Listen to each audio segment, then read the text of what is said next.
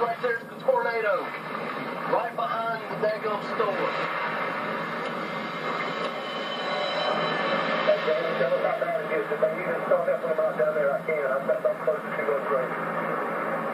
There's a man, his wife, and 3 kids in a SUV. Somebody else had stopped. The family was in the truck with them, and when I got out, the driver and his wife got out of the car. They came back and told me what happened, and I made sure they were all safe. I put the kids and the wife in my patrol car. They were scared, and they were crying. I let them know that back in my patrol car at that point was probably the safest place they could be.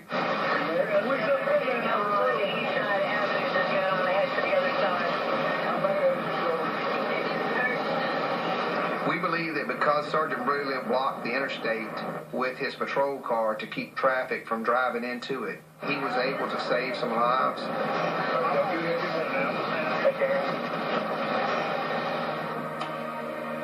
This is going to be crossing over eventually Highway 49. We're talking about right near USM. It's where this tornado is headed towards.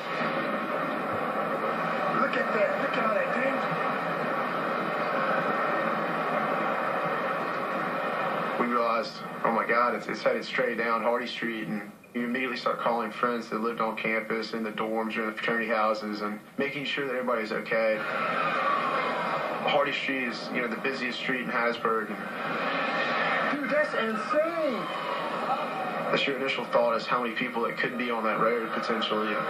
Keep going. Keep going. Slow down a little bit now. The tornado was moving east.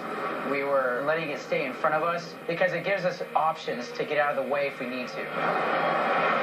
I was filming outside the window, and I could literally hear the structures breaking. I'd never heard anything like it in my life.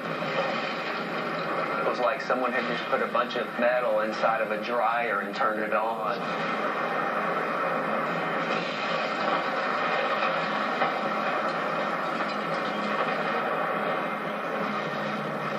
I got really nervous because I realized it was moving really fast. Traffic was just crazy. People were running red lights, and I kept screaming, "It's right behind us." I think I was scaring my cousin because he couldn't see it, and he was trying to weave through traffic. The entire funnel dissipated from the ground up, and for a moment there was all of this debris just hanging in the sky. I was watching pieces of people's lives kind of rain down, and I thought that at that point the tornado had died. And then took a right and basically did everything you shouldn't do in a tornado. We turned into the path of it. Oh my gosh, it's right there. The tornado began to move slightly more to the north. I had a feeling that eventually that tornado would meet up with the road that we were on. I've never heard it like that. It's huge and loud. Oh my gosh, it just hit something. Continue. Forward. Forward. It was a red truck in front of me that had stopped, and there was another vehicle on the side of me, so I couldn't get around. So I just grabbed the steering wheel with both hands, braced myself. Paul sheltered me on my right side.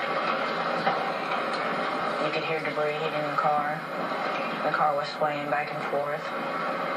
And then you heard just crazy wind, and it was done. When I looked up, there was a 2x4 through the back glass of the car. We have 2 girls, and if either one of them would have been in the back seat, they would have both been severely hurt. Becca would have had glass all in her head.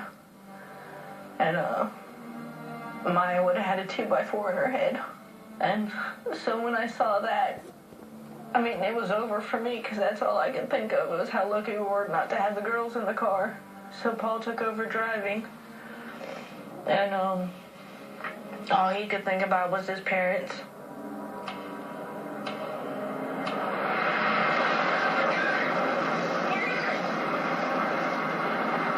There's a stretch of trees, and just kind of lost it behind that. When we come out on the other side of those trees, what was in the distance at first was right on top of us.